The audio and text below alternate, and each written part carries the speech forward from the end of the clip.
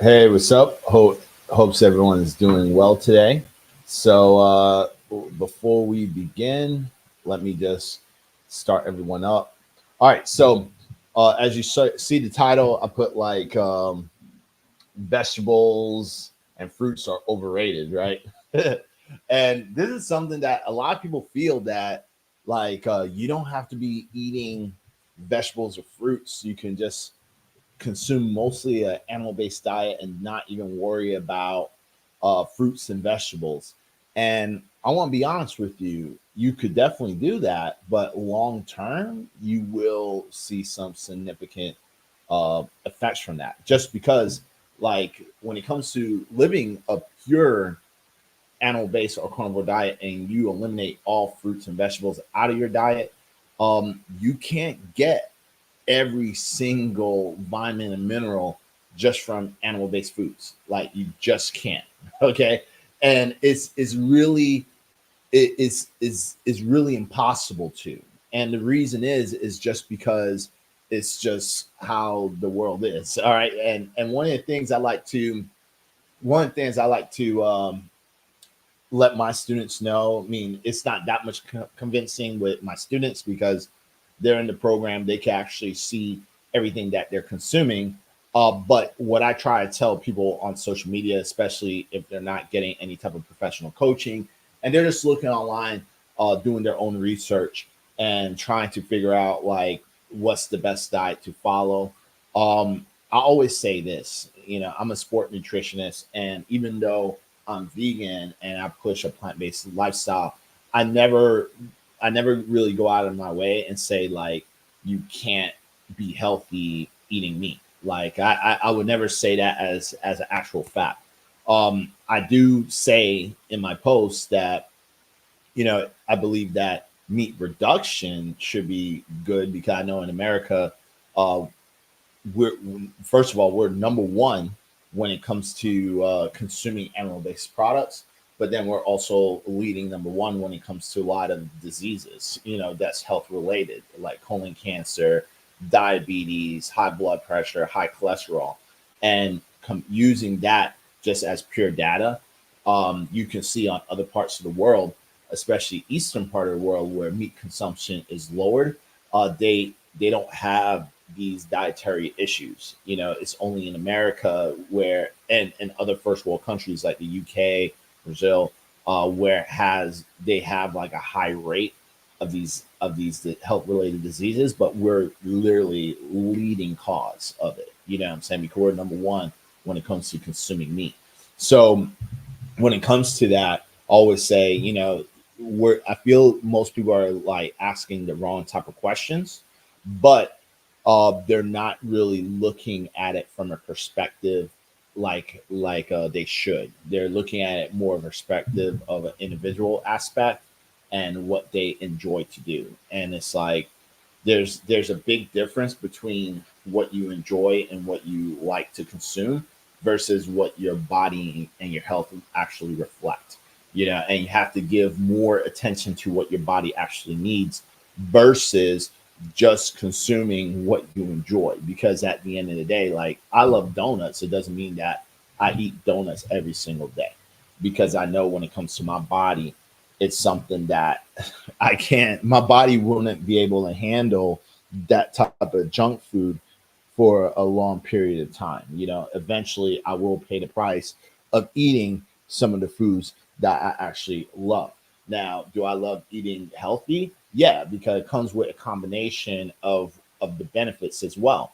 Like I have a presentation that I show my students one time is and I'll bring it back even on the live calls and we can kind of go over it, where I show like two different types of items where one of them, I always start off the presentation like, what's the best foods that look great? Actually, we're going to bring it up today, so you can see what I mean, because I have a picture of a sundae and then a picture of a broccoli, and I always ask them which one is it that you actually like the most. And obviously, a lot of people pick the sundae. The sundae has the bananas, the cherries, and strawberry. But what else does it have? It has the chocolate syrup. It has the excuse me, It has the chocolate syrup. It has the whipped cream. It has what else is called the ice cream, right? So when it comes down to that, this is something that I like to bring up to my students, and I explain the difference between that. Okay. Now, while I'm getting ready to bring that up, um, the floor is open for any type of questions. If anyone wants to bring any questions, y'all could be free to ask, because I do these live chats every every Wednesday at 11 a.m. Eastern Standard Time, and I like doing it because I like sharing like the information that I have, but I also like to teach and then answer a lot of questions, because I know I even post things on my Instagram where it's a little controversial or triggering, but this is the time where I can actually explain why I post it, go deeper into the facts and the knowledge of the reason why I post it, and things like that. So while I'm getting this presentation ready, it's almost ready, but I'll go ahead and look to see if there's any questions before I start. Someone said, I just seen you at Burger King drive-through last night. Um, that's impossible because I don't go to Burger King, number one. And number two, last night I was in my house watching anime, because I right now I'm watching One Piece, sorry, and I ordered Uber Eats. I barely go out, and if I do go out, it's not going to be some cheap ass Burger King place. All right, that's so you must have saw someone who looked like me, but you're not going to see me in some cheap ass fast food restaurant. Sorry, my body, I treat my body way better than that. So with that said, let's see if there's any other questions.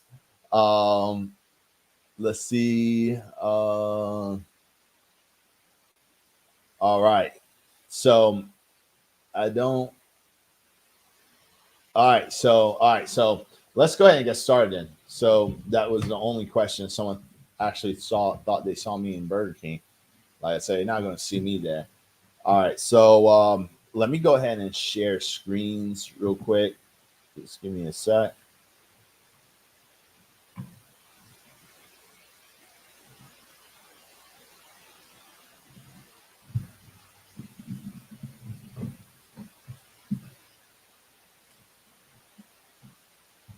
Let's see. All right. For some reason, it's not sharing. All right. Here we go. Let's go. All right. So here's the presentation right here. All right. So it is called How to Be a Ripped Vegan.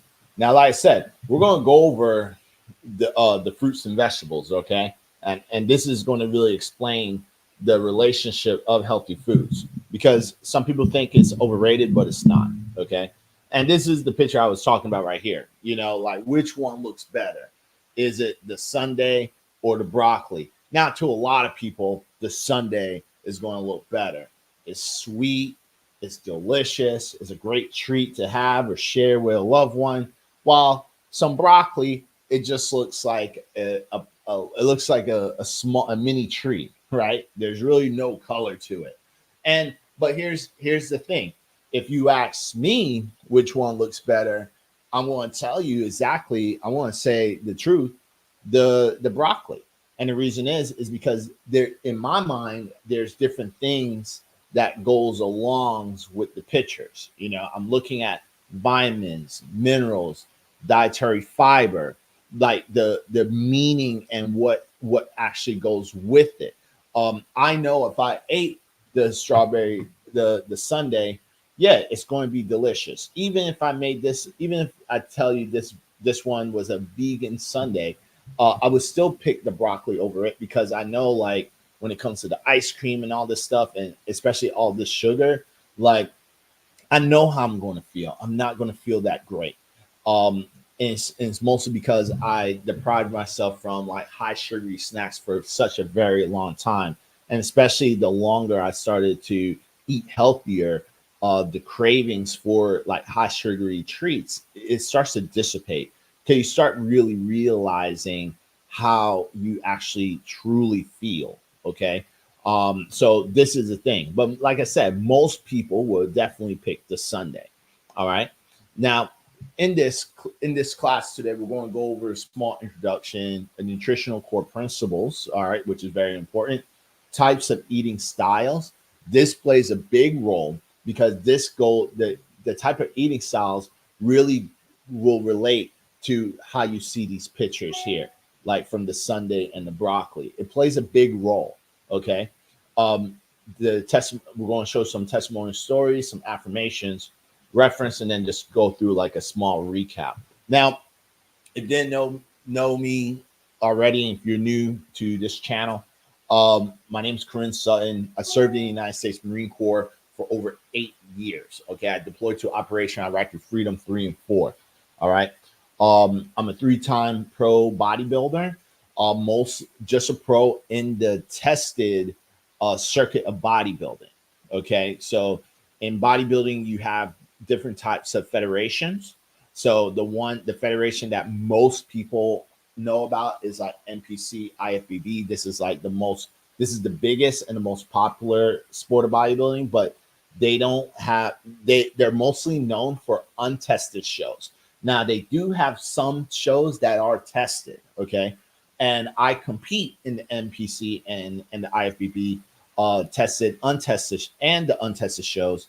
But when it comes to me being a pro, I'm only a pro in the tested leagues, which is the AMBF, NFF, and the NGA. So they test you for illegal substances and sport performance enhancing drugs. Okay. Um, Also, I won top 3 and the total. This is out of date. It's right now. I believe it's close to 30 shows now. That's how many in different federations. But to be and then also I'm also a judge as well for the tested organizations, which is the ones I'm actually pro in, which is the AMBF, NFF, and the NGA. Okay. Um, Now I am the owner of Body HD Fitness, sport nutritionist, also ISSA Master Fitness Trainer. So Master Fitness Trainer means that I'm specialized in multiple areas in fitness. I have multiple certifications.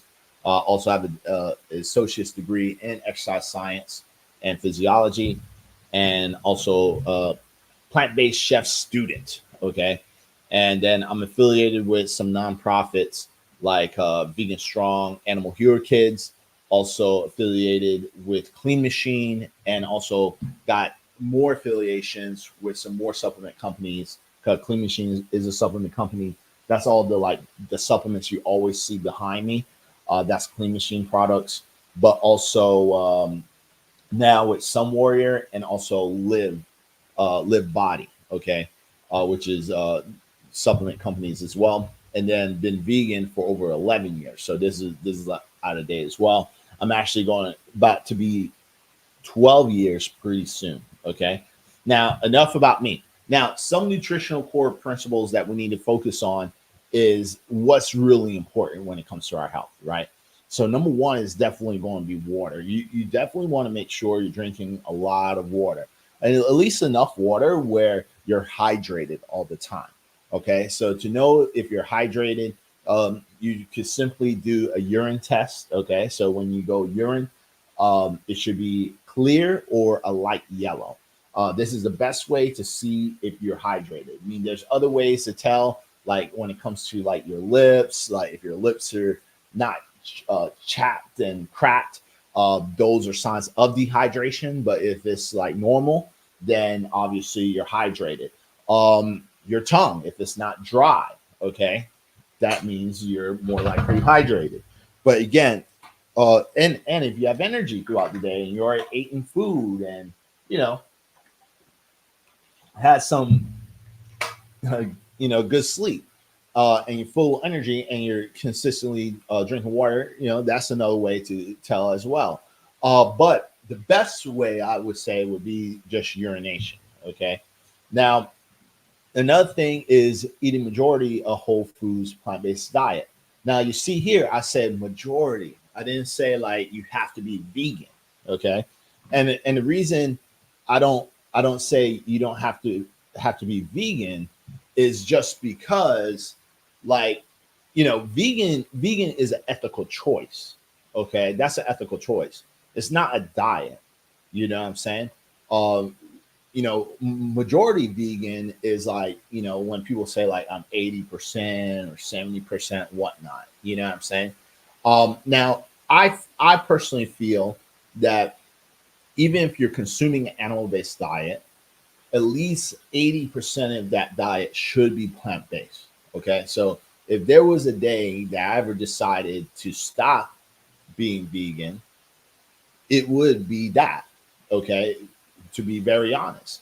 But like I said, me being vegan is more of an ethical choice. It has nothing to do with the health component. And the reason I'm vegan is because for the animals, that's the bias stand that I stick with, because I personally feel that animals shouldn't be treated the way they're treated and be killed the way they're killed just for human consumption. All right, that's my belief. But am I do I really push it? No. Like what I push is a plant-based diet, something that's healthy. Okay, because that's what's more important is the health. Now, if someone told me that they like to eat meat and stuff like that, that's fine. I'm totally cool with that. But if you're coming to me saying like I want to be healthier, I want lower cholesterol, things like that, and you have dietary health issues, like consuming meat would be one of the things I would suggest. I would say, let's reduce it or eliminate it out of our diet as much as possible. Okay, and this is me being truly honest. Like I don't, because when I do those reels and shit, you know what I mean? Like you only have 60 to 90 seconds to make to get out whatever statement you're trying to get out. You know what I'm saying? And that's why I try to make so many different ones, because it's only so much I can say. And I mean, I can't convince no one to do anything in 60 to 90 seconds. You know what I mean? But when it comes to like lives or people who actually work with me, they totally understand exactly where I'm coming from. But like even when someone who consumes meat comes to me and they want to work with me, I do tell them the same thing. I'm like, I could work with you. It's just that, I do believe that reducing your meat intake should be part of it, and you should consume mostly a whole food plant-based, because there's a lot of vitamins and minerals that you just can't get from meat. And then the most important thing is going to be fiber. Like fiber is really good for your gut microbiome. It's extremely good. And you want to really pay a lot of attention to your stomach.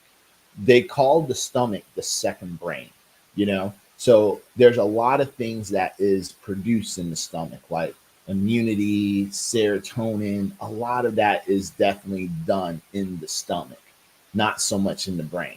All right. So that's why they call it the second brain. Okay. So whatever, that's why if you eat like crap, why do you feel like crap? Why do you start thinking like crap? Because the stuff you eat. And they literally tell you, you probably heard it a million times, you are what you eat. You know what I'm saying? You are what you eat. So you have to be very careful of what you actually start consuming each day. All right. Because you will become of that.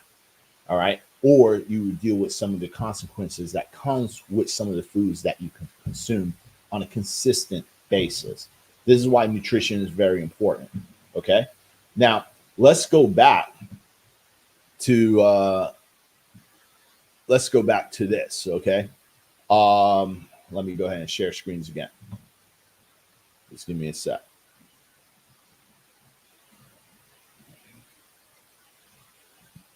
All right.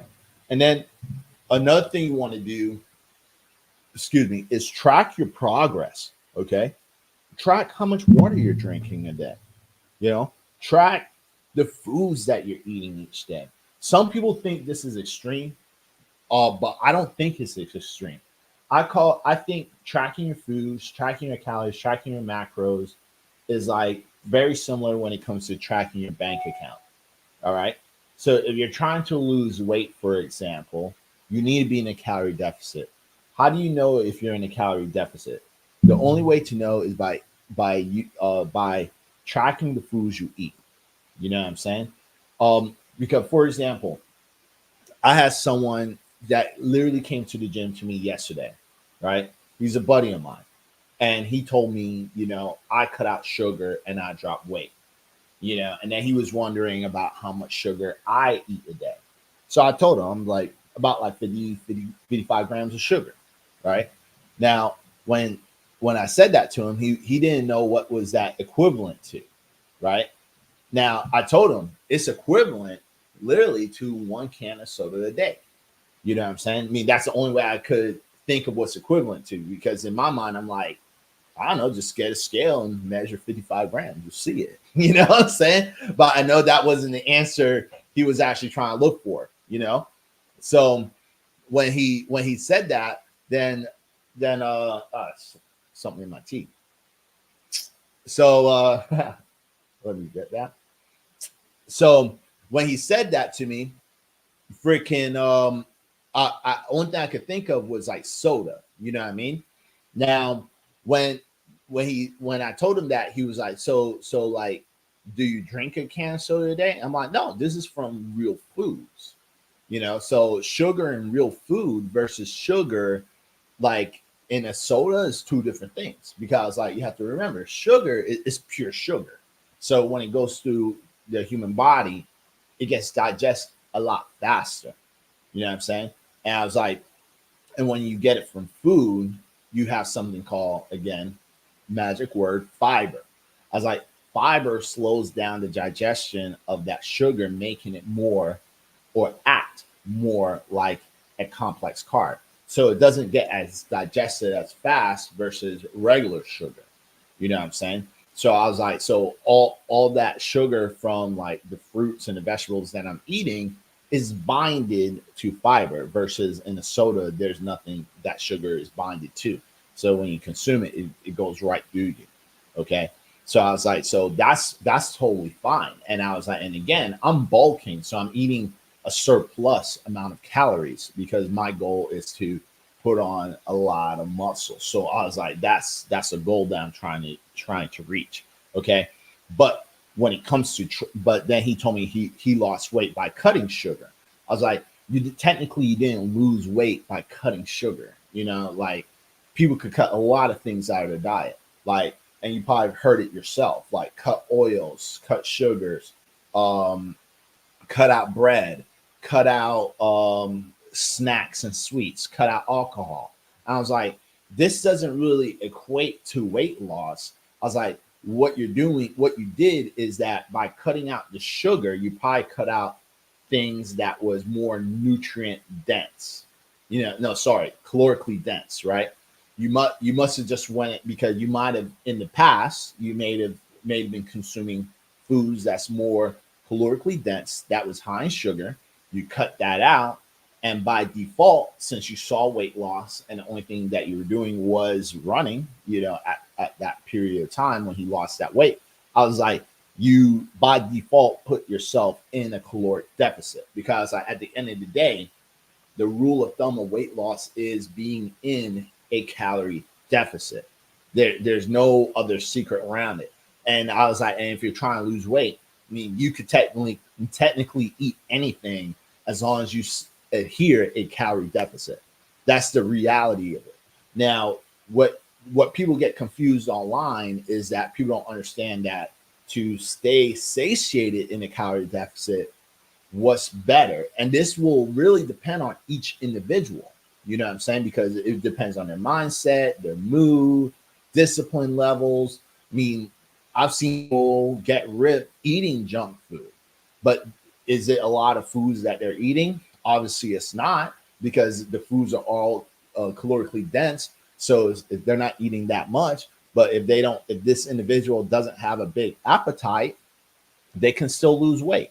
Now, if someone has a big appetite, eating foods that's more calorically dense, probably won't be the best thing. You probably want to eat foods that's more nutrient dense and low in calories, because that's going to increase the volume of how much food you eat in that deficit, helping you stay more satiated. Now, fiber is, and you're going to hear me say fiber a lot. Fiber is a key role when it comes to helping people stay satiated in a diet, because it slows down the digestion. You know what I'm saying? So this is why, again, even in a lot of the footage and content that I make, that's why I always push like plant-based foods, because I'm like, meat doesn't have fiber. Like there's no meat has fiber.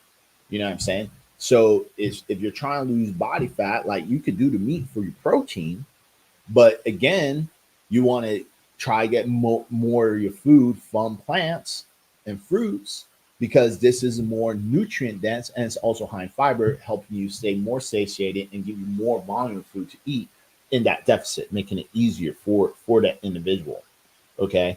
And because again, like the quality of food will play a significant role at the end of the day.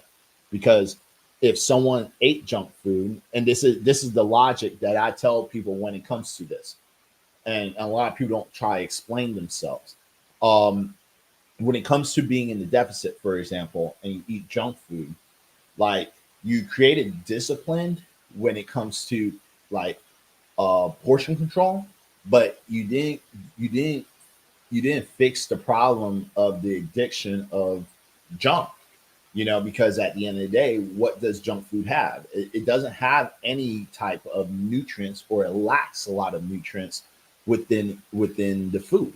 Okay, has little to zero fiber, has little to zero micronutrients, which is good for like overall wellness, your skin, energy levels, things like that. Eye health, immunity health, like it plays, vitamins and mineral plays a significant role. Your bone health, it plays so many roles. And if you're only doing junk food or meat with junk food and being in that deficit, you'll get fast results as long as you stay in the deficit. You could get a six pack and look amazing out from the outside, but everything from the inside and also longevity, those things will catch up eventually. Okay. So this is why I push the plant-based diets, because I'm trying to get people to eat healthier. So it doesn't mean that people have to give up meat completely, but if they at least reduce it, that's better. If they want to take it out of their diet completely, that's even better. And I try to use myself as an example, because I'm like, look, I don't even consume meat. I do everything plant-based, and look at me. So imagine if you just reduce the amount, like how much better you would get in your lifestyle. You know what I'm saying? Now, let's look at some questions before we move forward. So first, we're going to go through Instagram. So in the Instagram, we got, let's see. Someone asks, what helps you stay disciplined and motivated?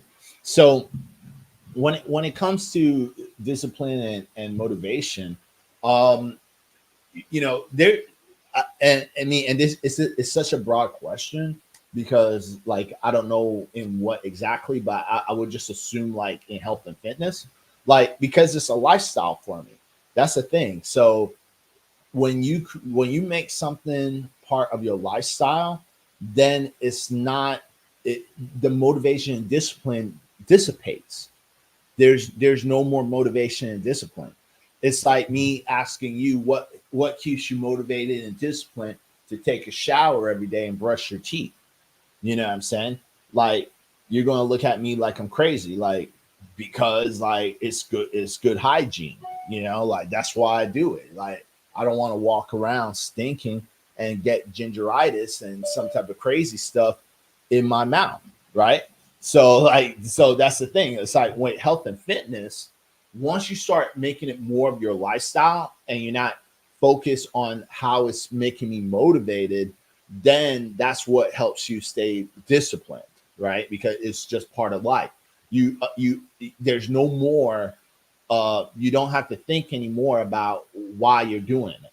You know, So when it comes to fitness, I always tell my students, like, look, like, if you're not trying to make it your lifestyle, I don't think we're going to be a great fit, because I don't teach my students to just, or I don't help my students just to get them to their goals.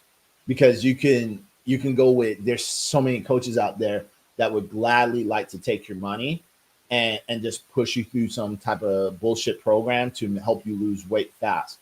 I mean, shit, you can just Google it and you could find ways to lose fat or build muscle for free. You know what I'm saying? But if you're trying to have sustainable results and something that you want to continue to build with, it has to become a lifestyle. So you have to just keep doing it, even if you don't like it. You have to just keep doing it until you force yourself to like it. There's a lot of things in life I don't like to do, but I still do it, and I don't complain, and it's not even a problem anymore. Because it's just like, I understand. It's part of life. Um, next one is going to be, let's see. I think that's it. Okay, so let's move forward then. If that's the only one. So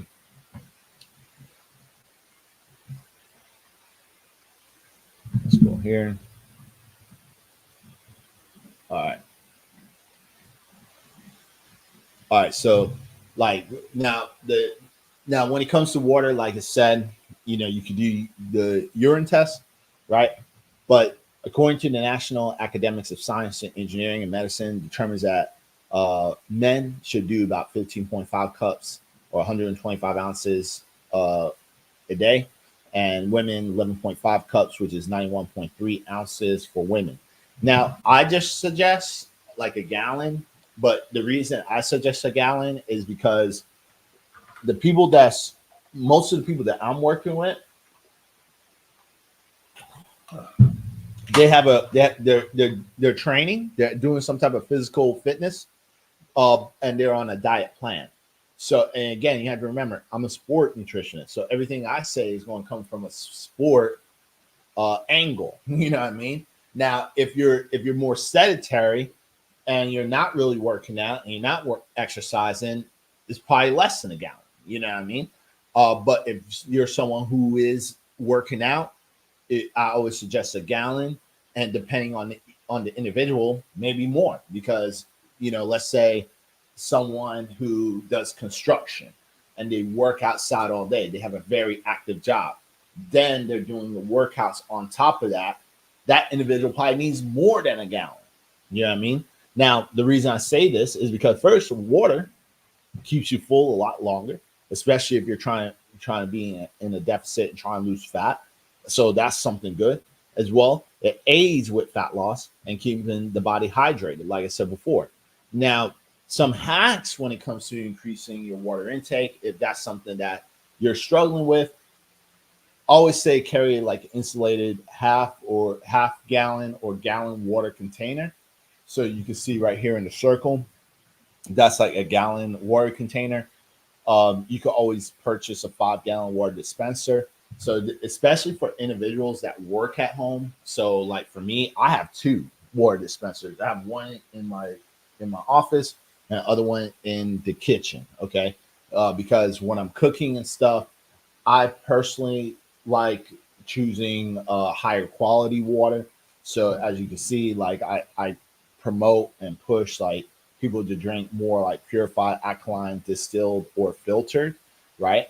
But I mostly do purified. That's the one I usually do, and I get my water delivered. Okay, so I don't really buy water out, and the reason I don't is because of environmental reasons, like using all the plastics and stuff like that. I try to reduce my plastic intake as much as possible.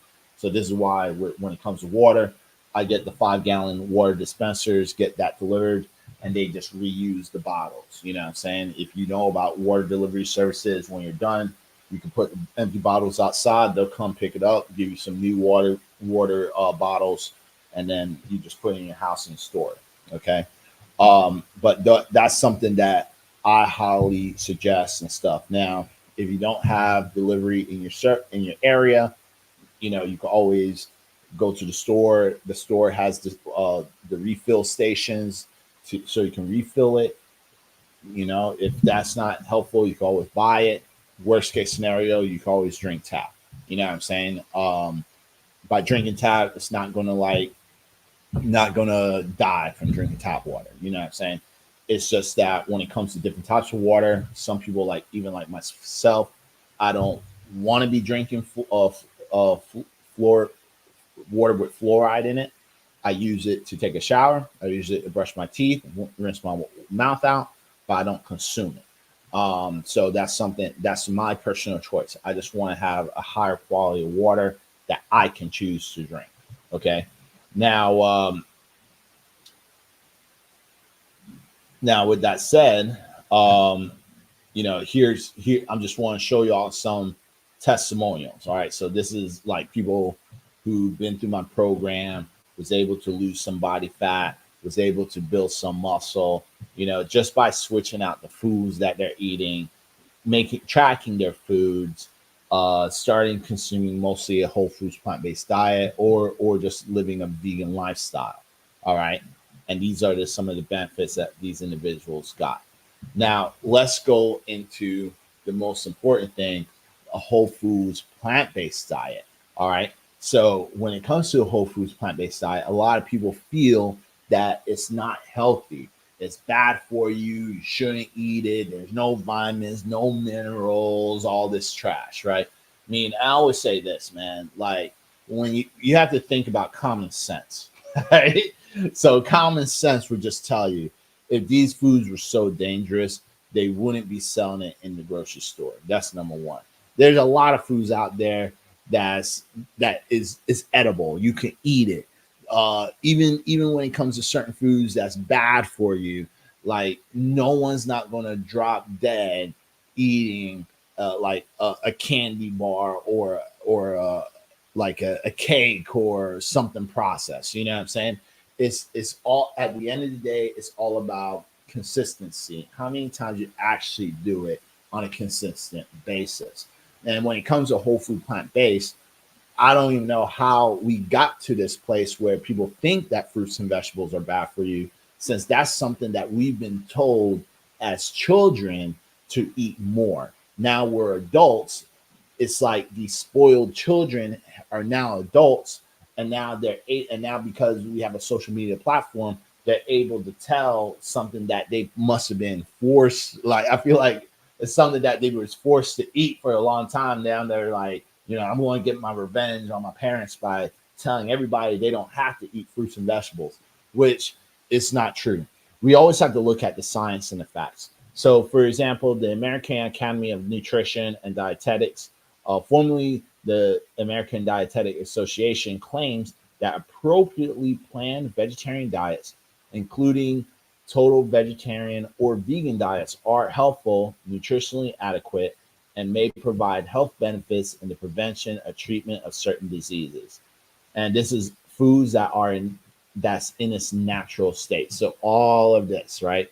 Like whole foods, plant-based lifestyle. Okay. So this is the science. This is the facts. It's not something to argue about. It's healthy.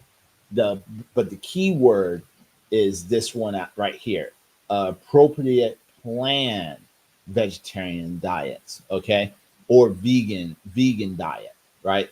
Appropriately planned. All right. So what is appropriately planned? Appropriately planned is when you're making sure you're getting all the vitamins, the minerals, the dietary fibers. You're getting all the daily requirements, just the daily requirements checked off. Okay, that's what it means. As long as you're getting the daily requirements checked off, you're good.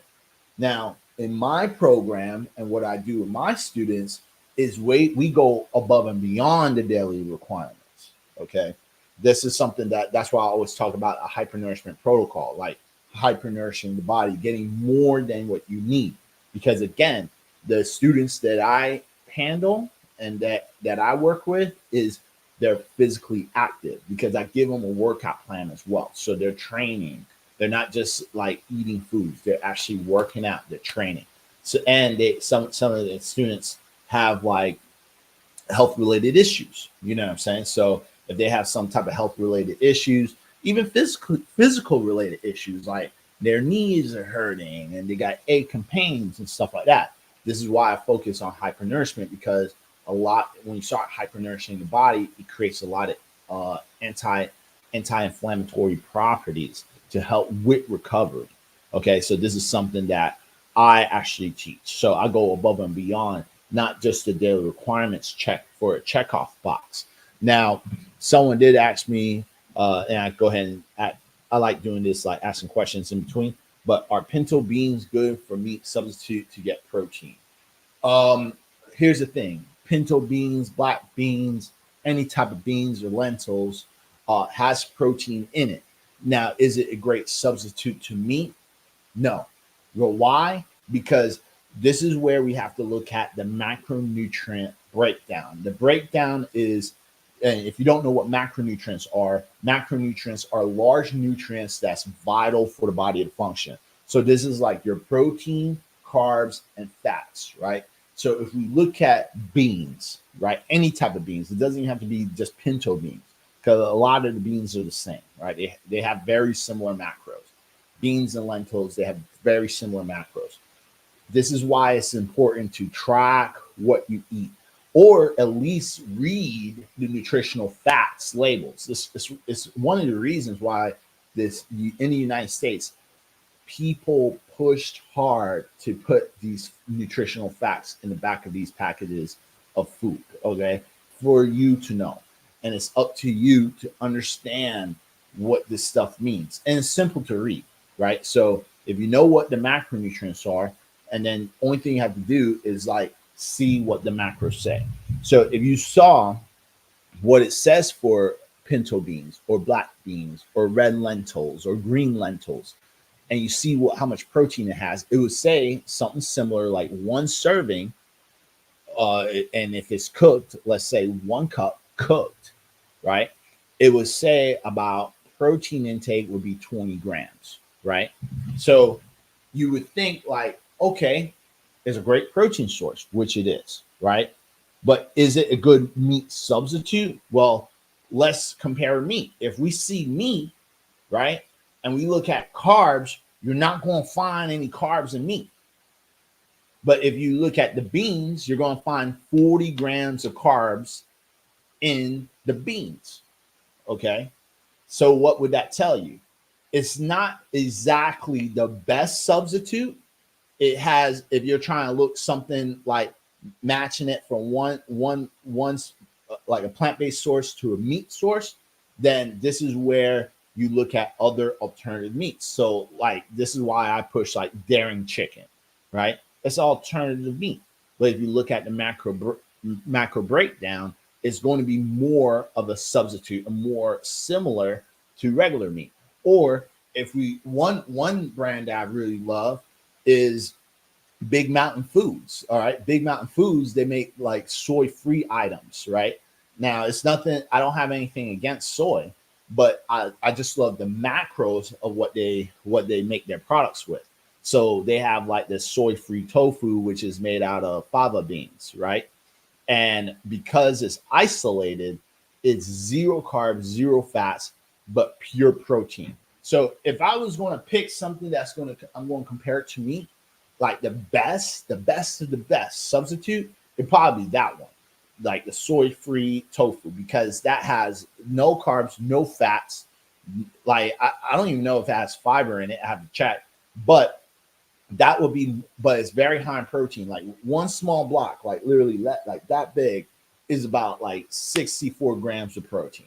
So I would compare that that would be a great substitute to meat.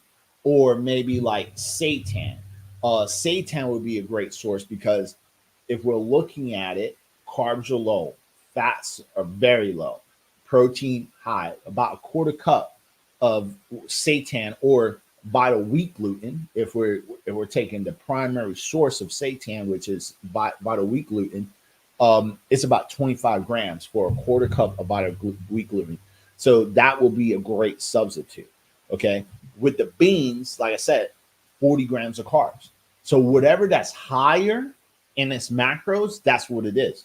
So the beans is more of a carb source versus a protein source. So as a meat substitute, probably not, you know. But if you're just trying to get protein, it could be a great source to include it with your meal overall. Okay. So that's how you have to look at it. Like, look, if you're trying to look for a meat substitute, something that's very comparable to meat, then you want to find something that's more higher in protein and lower in carbs and fats. This is where the nutritional facts and the nutritional profile of each food plays a big role.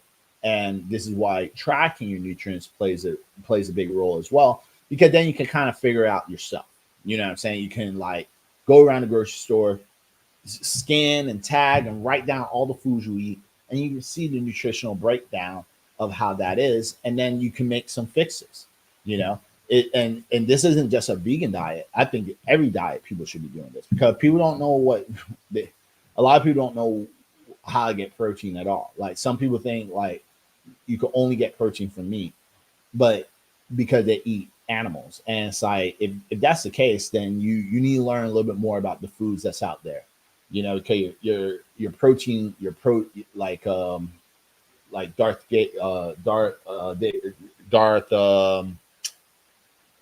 Davis, I think that's his name. He wrote the book like Proteinaholic. Like, people are like obsessed with this protein myth, or protein, this high protein intake. All right. And it's like, you can get protein from other sources. You know what I mean? It doesn't have to be just straight meat.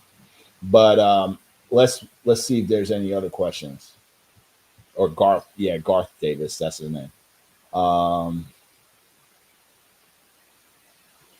Someone says they sell dangerous foods at grocery stores all day. I mean, it's not dangerous. Like, there's no foods that's dangerous. This is just a fear that you have because of social media. You know, there's no dangerous food. Like, a food that's dangerous is like something that's poisoned. You know, you eat it, you drop dead once you eat it. You know what I'm saying?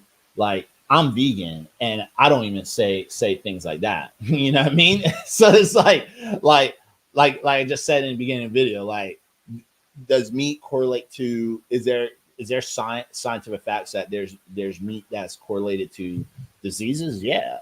Like red meats, processed meats, it's correlated to like cancers and high cholesterol and high blood pressure. But it's like, if someone's really taking care of their health and they understand about true moderation, because moderation is very played with, people could still live a long life. I mean, my grandma lived till she was like 98 and she ate meat. You know what I'm saying? Like, she was vegetarian majority of her life. Going closer to the end, she started consuming a little bit more animal byproducts. But I mean, she lived a very long time. You know what I mean? So it's not about grocery store sells poisonous foods. It's like, this is just a fear that you have, and you got sucked into it. You know what I'm saying? Because like, now you're an adult and you feel like there's dangerous foods, and it's like, you probably ate shit foods in the past and you're still here alive. You know, like, again, think about that type of stuff first. And if you're just out of shape, you just have to eat healthier and just reduce the amount of bad foods, like, or reduce the amount of the junk food that's making you overweight and fat or unhealthy, and start eating foods that's more healthy. You know what I mean? Like, Oreos are bad, but it's not poison. It's not straight poison. You know how long I've ate Oreos, and I'm still here. I'm 38 years old. I'm still here. But if you ask me now, like, I don't eat I barely eat it. You know what I mean? But it's not that I don't eat it because you know, it's poisonous. It's not that. It's just that I'd rather eat something that's healthier. I mean, there's so many other options out there. You know what I'm saying? So like, if I had an Oreo, would I eat it? Like, could I eat an Oreo if I wanted to? Yeah. You know, it's just there's higher quality foods. You know, so it's just when people choose certain words, like, you know, dangerous food, it's not dangerous. You know what I'm saying? It's just like, you need to pick and choose. You know what I'm saying? And just know how much you should be doing. Someone asked me, how much is your meal plan and workout plan? You have to DM me for that. I can't say that on a live call, but DM me if you're really interested. Let's see. And then let's see. Someone else asks, what food is best for inflammation? All right. So the best foods for inflammation is pretty much going to be your plant-based foods, especially like fruits and your dark leafy greens.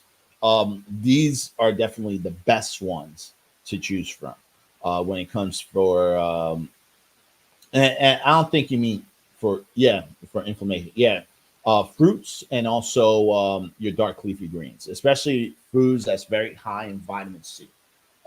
This is a significant source of foods that has a lot of anti-inflammatory properties. Okay. Um, Someone asked me, so the ingredients in foods are disease causing, not bad. Eventually, it catches up. Exactly. Yeah. Like the food ingredients that are causing diseases is again it's not that. How can I say this? Like let's say Oreos for example, like there's chemicals and stuff in there, right? But if you eat it, it's not like you're going to have the disease immediately. Okay. If you have it a lot and that's all you ate every single day, yeah, it's going to eventually catch up. You know what I'm saying? Like your body's very sophisticated and a lot stronger than what you think it is. You know what I'm saying? So it's like so when it comes to the ingredients in certain types of foods, you can eat foods that has chemicals, synthetic ingredients, things like that.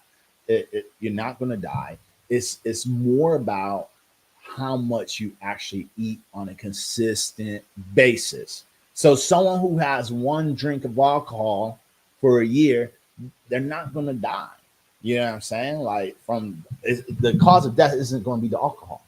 You know what I'm saying? Unless they drank one bottle, like bottle is something like that. It sounds crazy, you know what I mean?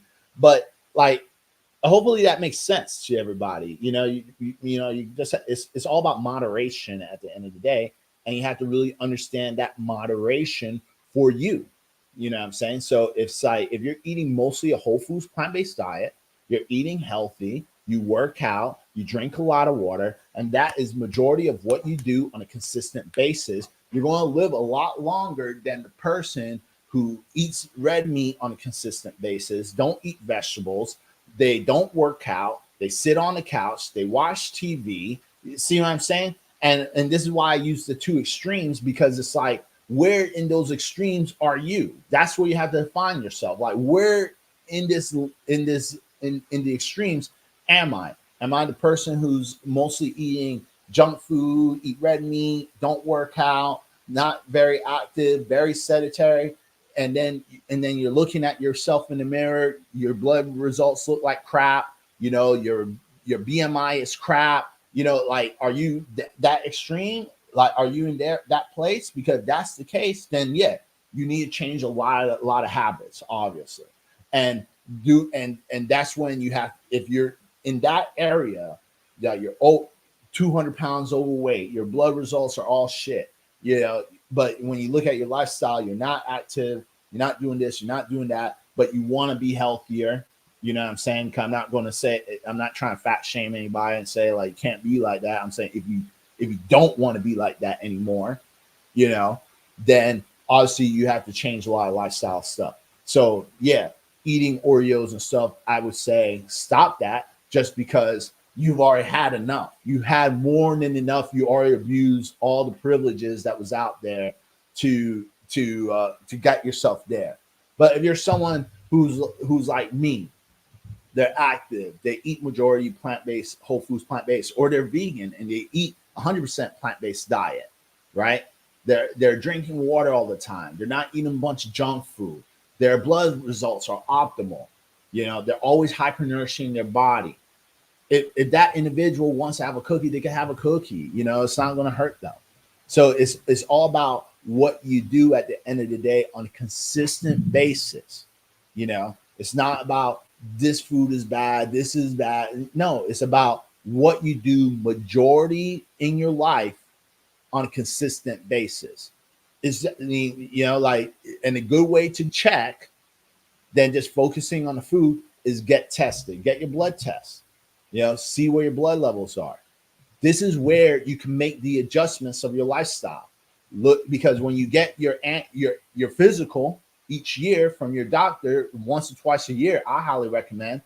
This is where you can make your adjustments. So if you see like your cholesterol is going higher, this is a big indicator of whatever you're doing at this moment. Maybe you should reduce it. You know, your A1C levels are going up, it's going high. Stop putting a bunch of junk food and sugary foods in your mouth. Lower that. You know what I'm saying? You know, this is how you make adjustments. It's the only way you make adjustments. That's how you know if you're right or wrong. You know, your BMI is overweight, and it's not because of muscle, it's because of fat. Your body fat percentage is out of range. You're in an unhealthy range. Whatever you're doing to get you there, you have to reduce it and cut back. Right? You have to clean it up. So that's what I mean. You know, this is what health and nutrition really means at the end of the day. You know what I'm saying? It's like what can work best for you, and what can you stick with that's going to benefit you more long term when it comes to your blood results and your physical and how your body reacts to it. Okay. Does junk food and red meat cause cancer? I mean, when it comes to junk food and red meat, it can be a segue to that, right?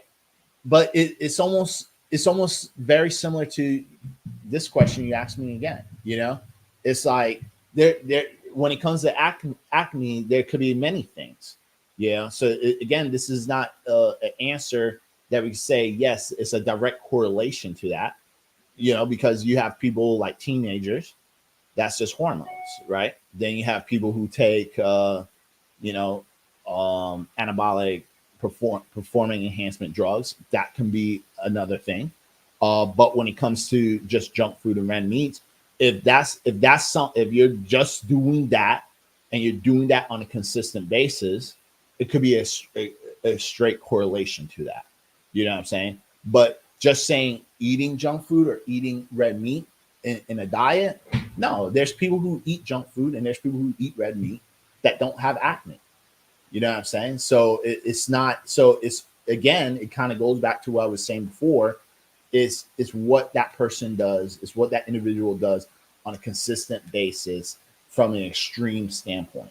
You know what I'm saying? So that's what it really boils down to. Okay. Let's see. I think that's pretty much it. Let me see if I have more time. Maybe I could keep going. Yeah, I could keep going forward. All right. So let's keep going forward. All right. So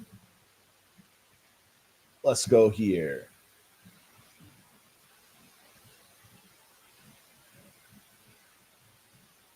All right. So let's go down. So benefits, here's some benefits of eating a whole foods plant-based diet. All right.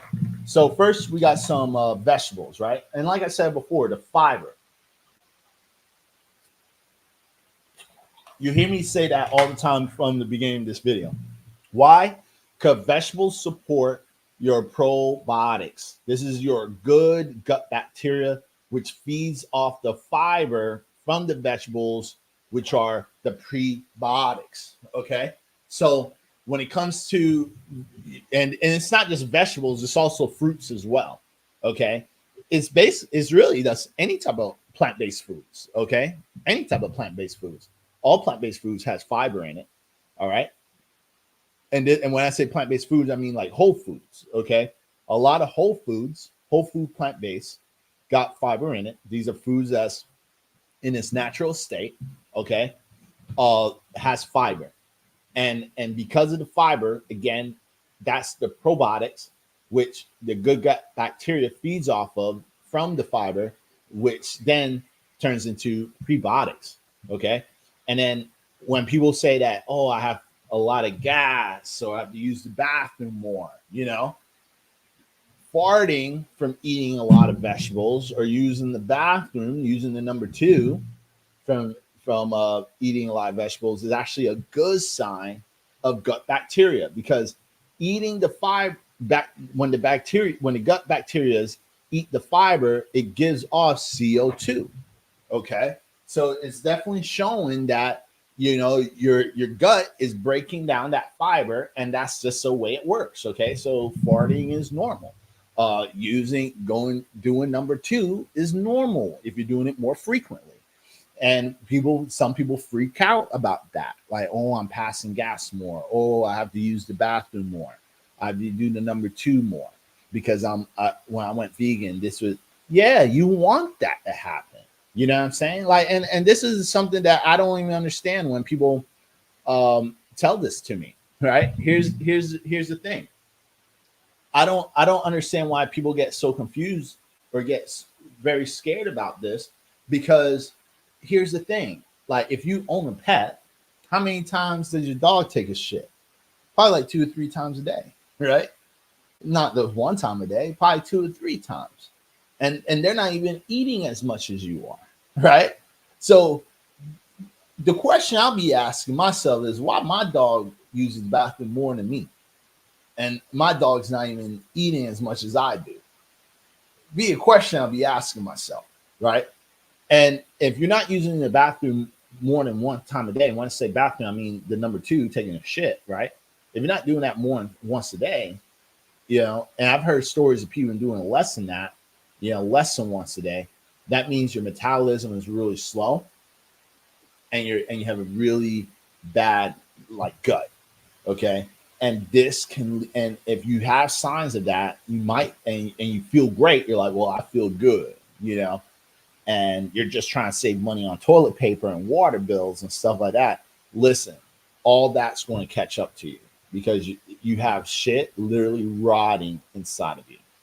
And this is some of the leading problems when it comes to gut issues, and when it comes to like colon issues, like colon cancer and stuff like that, because you have literally shit rotting inside of you, and it's not being able to get pushed out.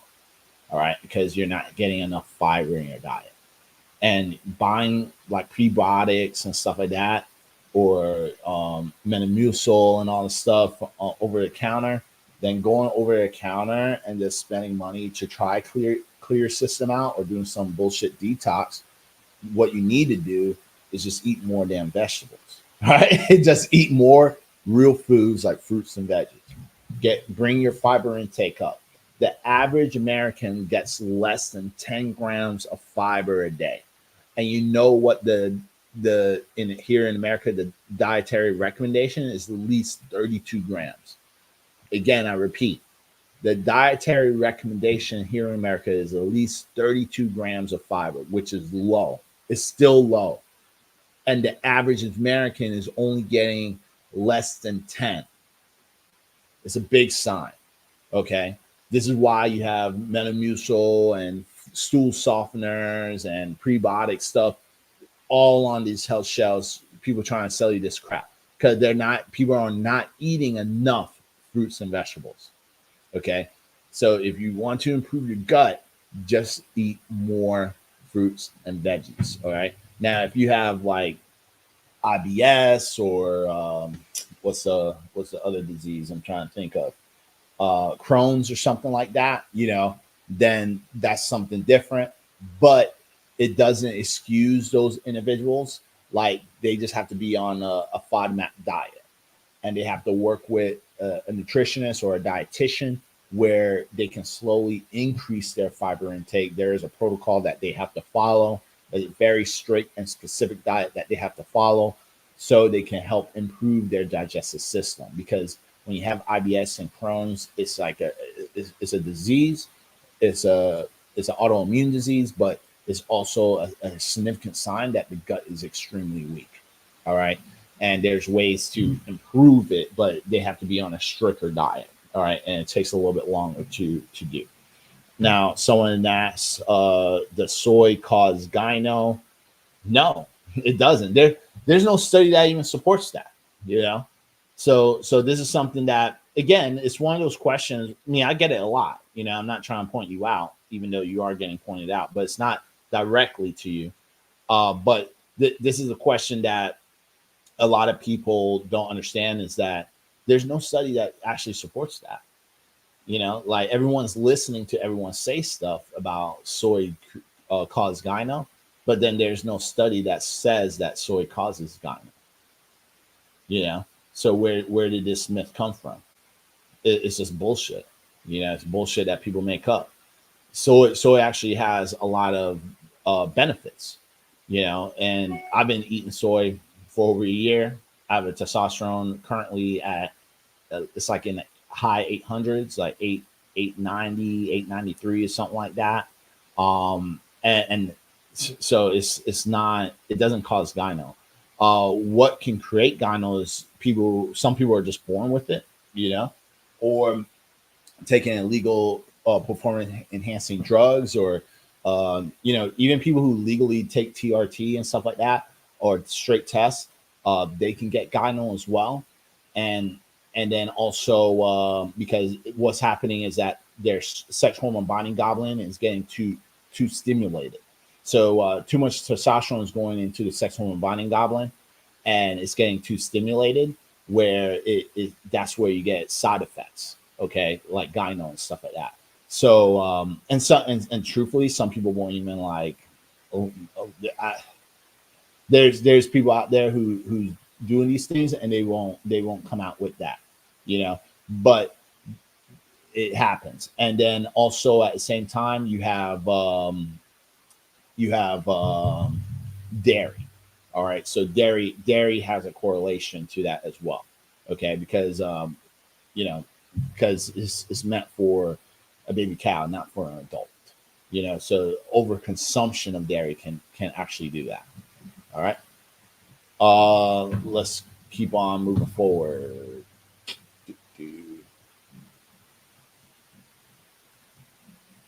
All right. So let's keep going forward. Now, this is one big thing that a lot of you probably hear this a lot in the plant-based community. Hold on.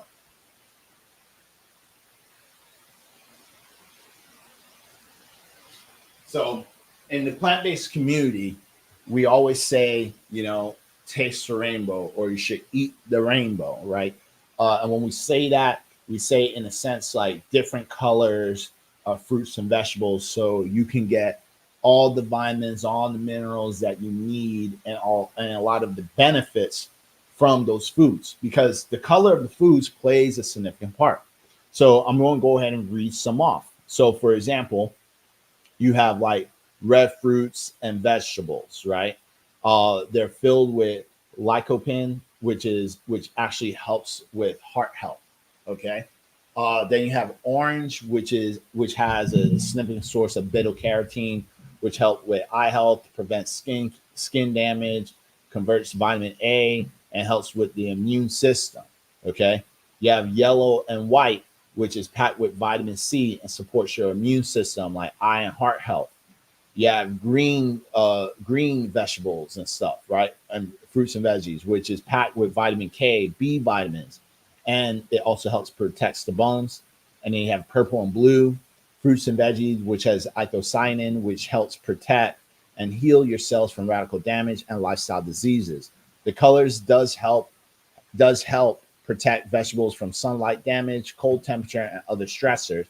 It's also an antioxidant. It's also antioxidant. Supports healthy urinary tract, prevents hypertension, liver disorder, kidney stones, and the common cold. All right.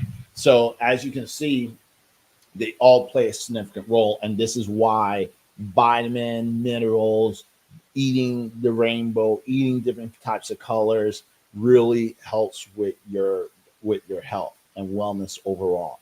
This is one of the main reasons why you can't just consume just animal byproducts. Okay, you're not going to get a lot of these health benefits just eating that on an everyday basis. Okay, it's just not going to happen. All right, unfortunately, in this reality, that's not the rule. Okay, like and the thing I always tell my students, or while I'm doing public speaking and stuff like that, is like, look, I didn't create the rules of this universe. God did. So you have to take it up to him. I'm just explaining what the science says. This is stuff that we figured out when it comes to food nutrition.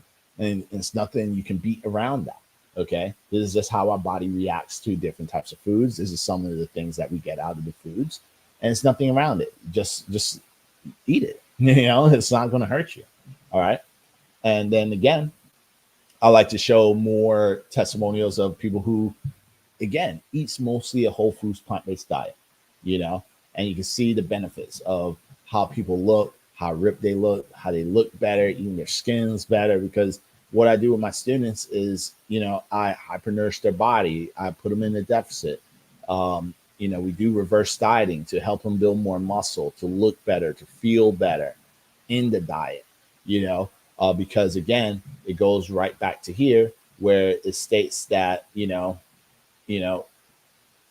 when it talks about consuming mostly a whole foods plant-based diet is healthy if they're getting a planned vegetarian or vegan diet. All right.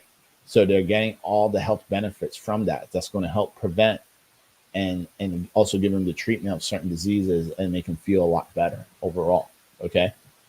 Now, when it comes down to the foods to track, I always say, again, from the beginning, like you should track the foods, and you can see me, even I'm doing it. I'm looking at the back of the nutritional facts label. And the reason is because I want to make sure that I know what I'm actually putting into my body. Okay. Especially if you're doing packaged foods. Okay. It's really good to read what's in the back, what it's made out of, like what you actually put into your body. Even some people in ask questions about like if the food's poisoned and stuff like that. And it's like, look, man, like, if you're eating that, if you're eating cookies every day, like, yeah, it could actually compound and accumulate into your body, making it bad, but if you're not having it as much, not so bad. Like, if I sat here and say I never had a Red Bull in my life, like I'll be lying to you. I had a Red Bull from time to time. I get Monsters from time to time. You know what I'm saying? I don't always get the gurus. Sometimes it's just not available. Sometimes the healthiest energy drinks are just not available in your in the gas station. What if I'm traveling or something like that? The healthiest one I usually find is like Celsius, right? But Celsius has sucralose in it, and people say there's bad benefits in sucralose. But look, it's not like I'm doing sucralose every day. I don't have a Celsius every single day. If I tell you what I have every day, it's going to be a pre-workout that I usually drink or coffee. That's the only caffeinated drinks I have on a consistent basis. And I have like the healthiest pre-workout drink. I have more control over that. But if I'm traveling and stuff, I don't have control what other stores carry. So sometimes they're not going to have the guru or the energy drinks they have in Whole Foods, which is like, all natural ingredients and nothing crazy in it. That's just how it is. We have to live our life, right? I'm not trying to make it more complicated, but again, this is why I use MyFitnessPal. And now doing this, it helps mentor yourself, prevents from cheat meals. All right. Because I don't believe in cheat meals. I know there's coaches out there that pushes the cheat meal agenda. I don't like using the term cheat meal.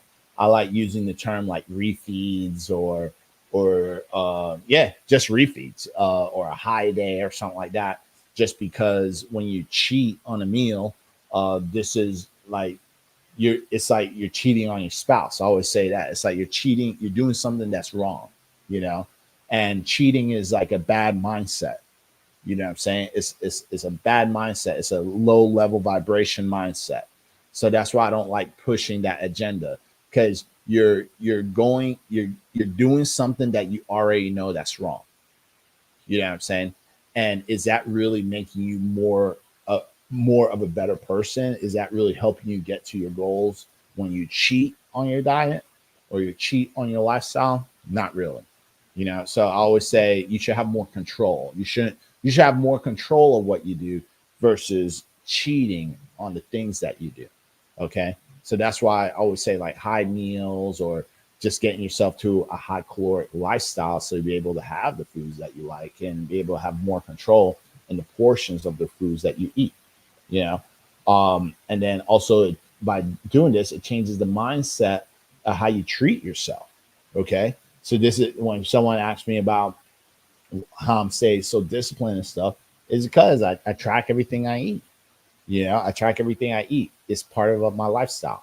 And then also keeps you accountable. So you know how much food you could eat that day. You know, so one of the things I like to say is like, you know, you could have whatever you want. You just can't have everything all at once. Okay. Now if we go down some more, now there is different types of eating styles. And I think I'm going to stop right here. Okay, I want to stop right here because if I go more, it's going to take a while. But I don't want to be on here too long. But there's different types of eating styles. Now we have nutrition selection, what we eat, and understanding why. Then we have the environment of food, where, why, and whom, and then emotion reactions, why and how we eat. And I'm not going to go further because I like to actually explain each one, and that will take about 30 minutes just to do that. But it's definitely going to explain a lot about this. Okay, so with that said, I'm going to go ahead and stop here. If I have any questions, I'll go ahead and answer that. So someone did ask me. Let me go through Instagram. Let me see what Instagram is saying. Do let's see.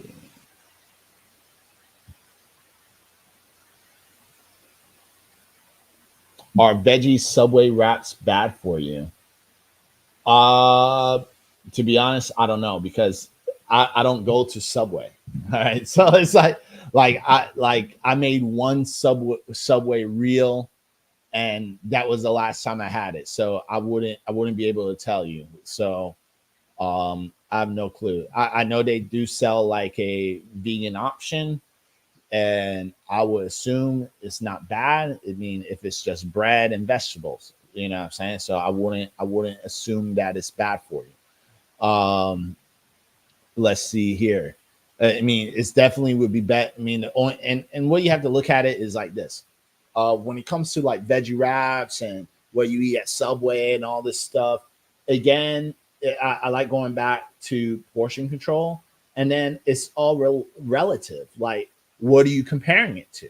You know, so if I had like uh, steak, a Philly cheesesteak with pepperoni on top, you know, and mayo and and chipotle sauce and stuff.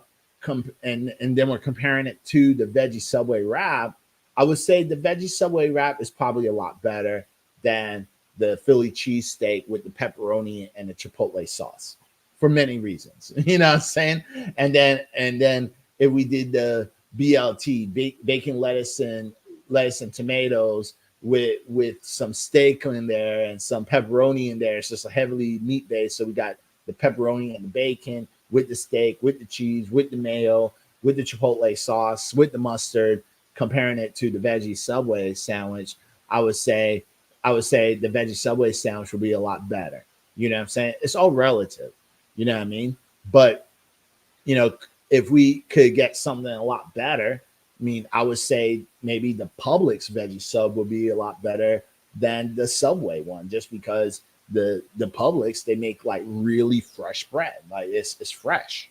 You know, it's really like the bread is so fresh. It's their bakery bread. You know what I'm saying? And they don't have any chemicals and stuff like that in that bread. You know what I mean? Now, so I would say that would be a lot better. And then, you know, if you compare it to a sandwich that you could make at home, that would be 10 times better than the Publix bread and the Subway bread, just because first, the bread is smaller. You have more control on the calories. You have more control on the portions. You know what I mean? So it's all relative at the end of the day.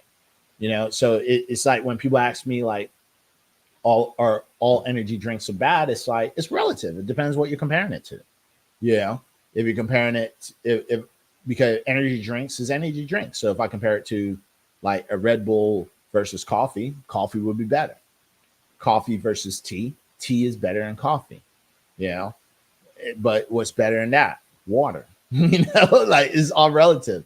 You know what I mean? Then we have tips for someone that is starting vegan lifestyle. What's your favorite vegan meal? Well, my favorite vegan meal is going to be tofu scramble. But tips when it comes off to starting off with a vegan lifestyle, I would definitely say, first pick out foods where that's related to the foods you normally eat. This is why vegan food alternatives play such a great role, especially now, because it doesn't leave people in the dark when it comes to getting their protein and giving up some of their favorite foods, right? So always say start small and start easy. And this is why it's there. Because I know the questions I usually get asked is why does vegans eat meat?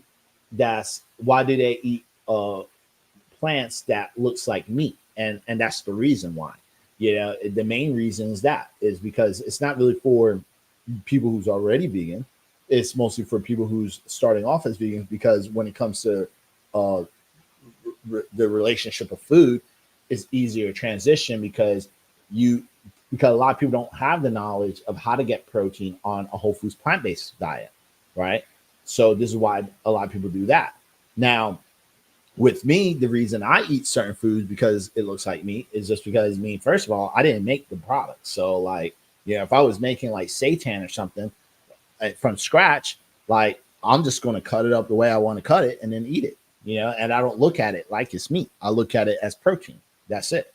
But when it comes to other products that's out there, I really don't consume those products as much. The only one that I eat the most is the ones that you pretty much see me promote on my posts, and that's like dairy chicken, the soy-free tofu, and seitan, and that's it. I don't even eat tempeh that much. Like I'm not a biggest fan of tempeh. But I eat it from time to time. It's really rare. But I would say for someone who's new and they're starting off a vegan lifestyle, this is where a lot of those processed stuff is going to play a big role, like Beyond Burgers, Impossible Burgers. Because if you're a big meat person, big burger person, and you just want to eliminate like just eating animal byproducts, that's one way to do it. It's an easy segue. You don't have to really put two to two together. It's a plant-based burger, protein, like easy, right? It's the same reason why. And just to make a closing point, is the same reason why, like you see plant-based milks in the dairy section in the fridge. In all reality, those plant-based milks don't have to be refrigerated. You know what I'm saying? Like if you go to the grocery store, like Whole Foods, you'll see the same like soy milk, nut milk, all the nut milks, like almond, oats, rice.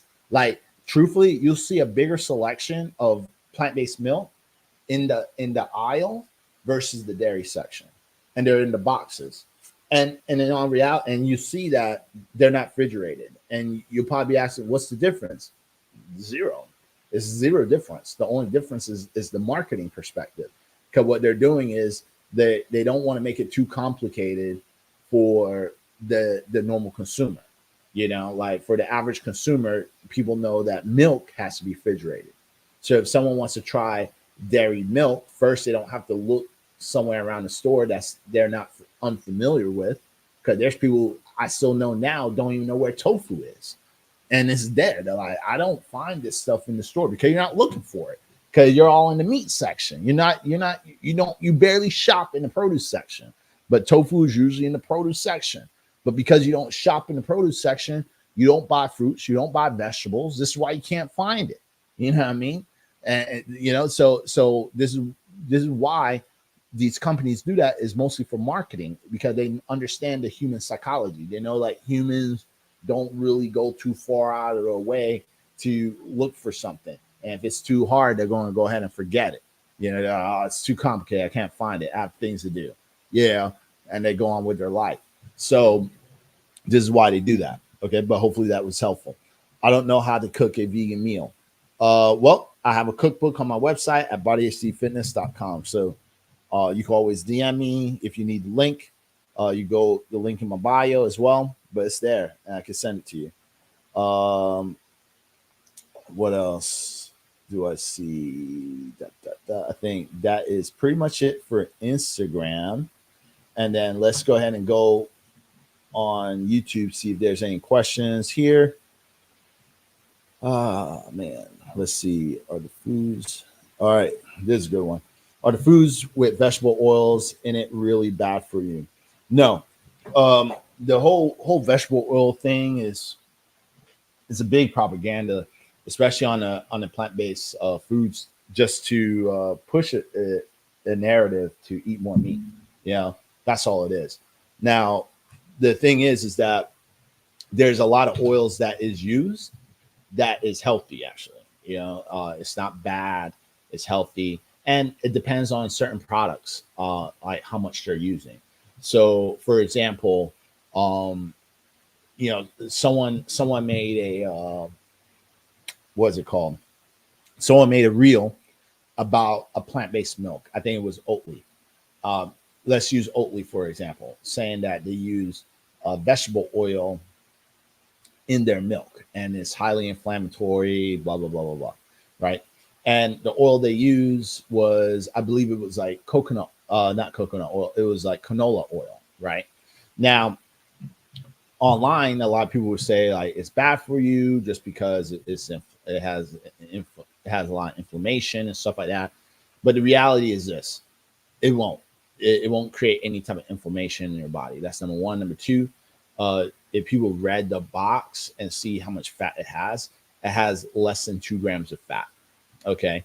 Now, that means it's literally a drop of oil, you know, because it's just common sense. But again, a lot of people don't have it, right? So the thing is that if you took canola oil and you actually know the measurements of 1 tablespoon, 1 tablespoon is about 16 grams of fat. So how much would 2 grams of fat of that would be? Literally a drop. You know what I'm saying? And then in the back of the box, it says it has less than 2% in it. You know what I'm saying? So 98% of the Oatly milk, like the plant-based milk, is oats and water. 98% of it is that. All right. The leftover 2% is just this is a proprietary blend. So because they put like supplements in there, like calcium supplements. They use a little bit of canola oil in there just to help with the texture, you know, the texture system of it. So if it's that low, I mean, it's barely recognizable. You know what I mean? So when it comes to vegetable oils, no. Now there's different types of vegetable oils that could be bad, but I don't like saying bad. I like saying like maybe something that you should reduce in your diet. So let me see if I could actually bring it up. I believe I have it here. Um, Let me see if I got it because it's a I don't have it. Let me see if I can look it up real fast. It's by Simon Hill. He made an oil pyramid.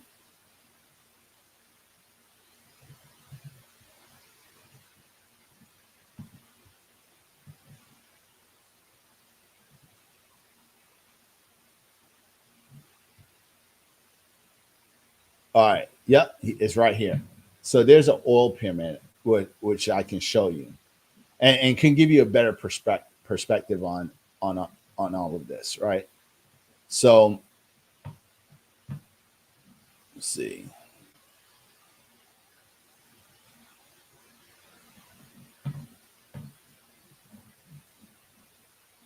Share it with y'all right now.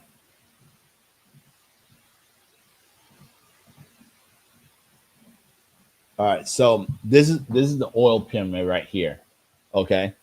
And this is something that's really good to follow because the oil pyramid breaks everything down when it comes to the smoke points, and the smoke points is really important too because that's when the oil becomes a carcinogen. Okay. Um, so it's not just the oil itself. It's like you have to understand the breakdown and when it's cooked. So like if we see like olive oil, like extra virgin olive oil, it's rich in antioxidants and monosaturated fats, which is healthy fats, and the healthiest choice all around, only to be used for moderate temperature cooking or consumed cold. So this is when it's good for you. All right. So you, even when you're cooking, that means when you want to say what's medium, what's moderate temperatures, this is like having an iron skillet. This is why I always push people to get iron skillets, because the iron skillet, iron is a heat conductor, so it holds in heat very well versus like, a very cheap Teflon, like a little cheap little Teflon pans people get at Walmart or something, like for $5. All right, because those things don't hold heat, and you have to put the temperature pretty high so you can cook with, which would make any oil a carcinogen. If you use oil, like a good cooking pan, it's a good conductor of heat, which means you don't have to use a lot of heat to cook your food. And when you use moderate level of heating, this won't break down the nutrients of the food as much as well. Okay, it won't, and you won't char the food. That's what you don't want. You don't want to char it, because once you start charring the food, this is when the food becomes more of a carcinogen than healthy, and you're burning the vitamins and minerals out of it. Okay, but again, this is what you want to do. Eat it cold as is, or moderate temperature cooking. All right. Then you have flaxseed oil and walnut oil, to only be used fresh and never to cook with. So if you're using these type of oils, then you don't want to cook that, because obviously if it's saying never to use with cook, it has a very low flash point. Okay. So once you cook it, it'll start smoking up. All right. And if you see smoke, it's a carcinogen. All right. Then you have avocado and macadamia oil. Now, these oils are good because it has a high smoke point. Okay. Great for pan frying or salad dressing. So if you're going to fry something or whatever, then it's good to use that, because the flash point is very high. So it's not going to be as much as a carcinogen. It can hold itself. All right. Now, this is what we normally see in most food products, right? We're going to mostly see a lot, especially vegan food products, which is the canola oil. Now, again, a lot of people try to push a narrative on canola oil stating that it's unhealthy and X, Y, and Z. But again, it just requires just a little bit of research, a little bit of Googling. If someone says something, look it up. Like, you have to look up your own data, do your own research. You know what I mean? But if you see this, it says organic plus cold pressed canola oil. Cold pressed variety is rich in omega-3s and monounsaturated fats, and also has a high flash point. So this is why you'll see canola oil in some processed foods, because once you start cooking the foods, and if you're cooking it with high temperatures, because they know, like, some people don't use medium heat. Everyone's in a rush. They like to high heat everything. It can hold itself. It hold the structure and be healthy still. And then after that, the next pyramid, as you can see, the bar is going up. So this is green. This is like a light green going into the yellow, right? And that means that, if you're here, then, you don't want to do it as much. This is like, you're good. This is like, hey, it's somewhat good. This is like, hey, you probably don't want to do this as much, right? So vegetable oils, cheap, but highly processed oil with little to no nutritional benefits, right? Or grapeseed oil, sunflower oils, cheap, versatile, rich in vitamin E, but also rich in pro-inflammatory omega-6. So if you're buying a product, right, or you're buying a vegan product, or anything that's, and not just vegan, but anything that's processed and it has these oils in it, grapeseed oil, sunflower oil, or just a vegetable oil, and it doesn't state. And here's the thing about vegetable oil: you have to see where it states, because sometimes it'll say vegetable oil and or canola. So sometimes they'll switch between the two. This is just the facts, right? But you have to see what it actually says. If it just says straight vegetable oil, then these you probably don't want to do as much, because they're inflammatory. Okay, so these oils you don't want to do as much. And then the ones you want to even stay away from even more is going to be like coconut oil, palm oil, rice bran oil, and butter. Okay, highest percentage of saturated fat, both shown to raise LDL cholesterol, a risk factor for developing CVD, which is cardiovascular disease. Okay, so on top, this is the one you probably don't want to do as much. Maybe once in a blue moon. You know what I'm saying? So if you see any type of processed foods, or you're using these oils to cook your foods, this is something that you want to stay away from. It's once in a blue moon type thing, or best to stay away from it altogether. All right. But again, it's not that you can't have it. It's just that you don't want to do it as much, right? These you could probably do more consistent as you go up the ladder. This is the, you want to stay away from it as much as possible. So it doesn't mean that, again, and this is why I tell people about moderation, because it's like you have to understand the foods, what it's made out of, how much that's actually put into the processed foods, right? Because even if that's in there, how much is it? You know, now if it's something like a cake that, like they made a cake with coconut oil in it, and it's like 18 grams of fat, 30 grams of fat. I mean, yeah, man, like that's like super bad. You know, I would say like, yeah, I don't know if it's really worth eating, you know, but if you ate it, will it kill you? No. But if you did that on a consistent basis or very frequently, yeah, I mean, it says it right here. It is a high in saturated fat, and it will raise your LDL cholesterol. And your LDL cholesterol, that's something that you don't want it to be high. You want it to be as low as possible. The lower you can get the LDL, the better it's going to be for you in long term.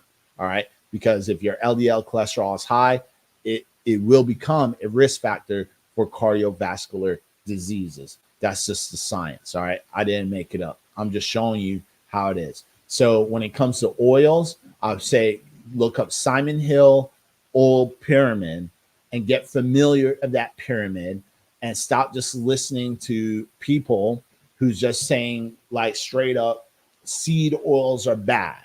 You know, like stop if they're not breaking it down of what seed oils are bad for you and not giving you like the level of stuff. It's just an agenda to stop eating all foods altogether. And obviously they're pushing another agenda to make you eat their stuff, what they're doing, and they're pushing something. They're pushing some type of agenda for sure, you know. But because like they're like, and because the only people I've seen people who really push like the seed oils is people who's they're bought out, they're selling some type of supplement, they're selling some type of product, or that they're like really trying to, because they have sponsors and stuff. Not saying like you can't sell nothing, you know, like a lot of people sell stuff, but they have a very particular agenda, and they're trying to, you know, alienate something, you know what I'm saying? So it's like, and the most people I see that is people who's trying to like alienate like plant-based foods or diets and stuff like that, because they have a high agenda or a high extreme to push a particular narrative. You know what I'm saying? So it's always say, and that's why I'm saying to y'all, like, listen, man, yeah, if no one's not really breaking it down and just showing you and saying like, yeah, I mean, seed oils, there, I mean, when it comes to seed oils, what type of seed oils? There's many type of seed oils. We have coconut, we have olive, we have avocado. These are oils you kind of want to say, you know, you could do a little bit more frequently, but these oils you probably don't want to do as much because it has a risk factor to it. That's something that you want to do. And then you just have to learn, like, you know, again, it's relative. Like how many times am I eating foods that has these particular oils in it on an everyday basis? You know what I'm saying? But that's why I showed you the pyramids. So now you know, and then you could take that information how you wish. Okay. Is Skippy peanut butter bad for you? Similar to the seed oil thing. So it has hydrogenized oil in it. So it has vegetable oil. You know what I'm saying? So it's like, you know, if you're, you know, like you have to kind of look at it like this. Like, again, how many times are you buying it? Now, could you buy, does Skippy have other brands of peanut butter that's better? Yes, they do. You know what I'm saying? They have like the organic peanut butter, which doesn't have added oils and stuff like that, you know? So you could do that, you know, but if you're getting like their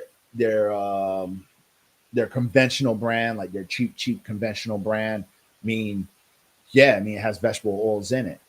It's probably something that you don't want to do a lot. But let's say, you know, it's you don't have a lot of money to buy the higher tier of their peanut butter. But when you have the peanut butter, it's not like you're having peanut butter sandwiches every single day. You know what I'm saying? Like you have it once in a while. It just sits in the back of the cupboard. Like just where it kind of comes down to. You know what I mean? That's the reality of food. It's like it depends how much you're actually eating it. And when it comes to Skippy peanut butter overall, like what tier, because Skippy has many different tier levels. Like what tier they're eating. Are you eating their top tier, their organic top tier with no added sugar and no added oils?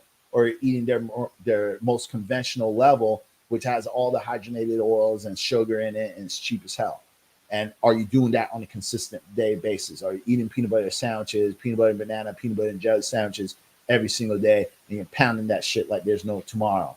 Then if that's the case and you're eating the local level tier and you're doing that and you see that your LDL levels are high, yeah, it's bad for you. You know what I'm saying? Like maybe you want to cut that shit out. You know what I mean? But if you have the money, you know what I'm saying? Could you pick something better than Jiffy? Yeah. You know what I'm saying? You could pick it something better. Like I'm not a Jiffy guy. I just go Whole Foods. I get out a little plastic container. I go to their literally a peanut butter grinder. There's a bunch of nuts in a bucket, and you press the button and it grinds those nuts and it puts the peanut butter right in the plastic container. Do I do that? Yeah, because I physically see how I'm getting it, so I don't have to worry about anything about oils, sugar, anything added. Like I'm literally seeing it being processed in front of my face, so it doesn't get any natural in that. You know what I'm saying? So if you have the budget, or you have a Whole Foods, or sometimes Publix does it as well, or Fresh Market, they do it as well. Sometimes they have it available where you can make your own peanut butter right there in the store. If you could do that, hey, do it. You know, if you have the budget, but it is a little bit more pricier. You know, that's the only thing. So it really comes down to your budget, your lifestyle, how much money you're willing to invest into yourself to get higher quality peanut butter or the lowest quality.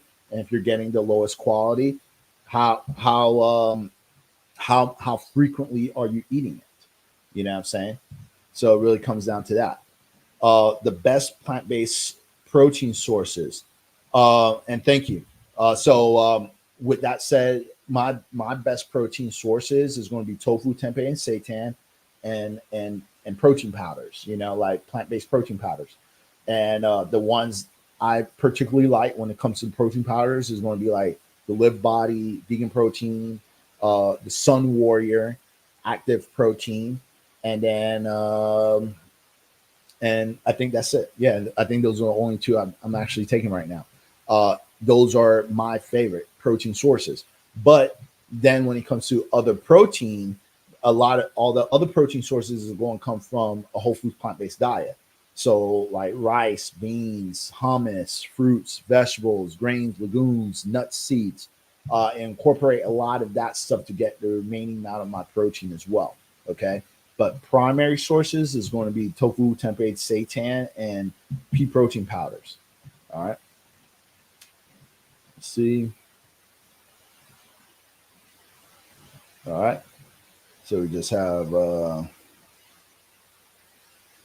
someone who wants to troll. All right. And I think that is it. So let's see.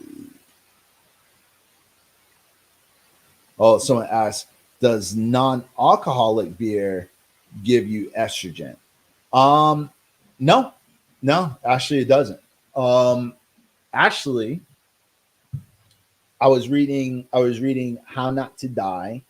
No, How Not to Age by Dr. Michael Greger, and he was talking about non-alcoholic beers and wines, and he actually stated like if you're going to drink alcohol, like I'm just summarizing it, but he goes very in depth. But if I'm summarizing everything, he did say that if you're going to drink alcohol, that the healthiest ones will be the non-alcoholic ones. And those are the ones that actually, like when you read the studies with the benefits, like polyphenols and stuff like that, that's in it.